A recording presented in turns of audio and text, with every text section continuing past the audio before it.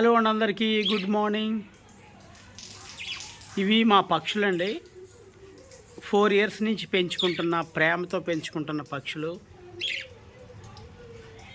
చూడండి ఎంత అందంగా ఉన్నాయో.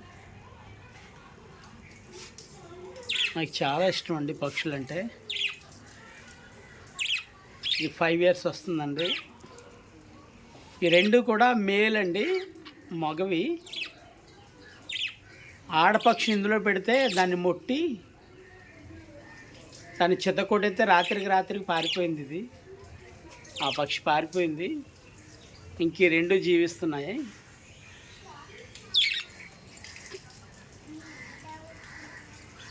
చూడండి బాగున్నాయా? మీకు నచ్చినట్లయితే లైక్ చేయండి.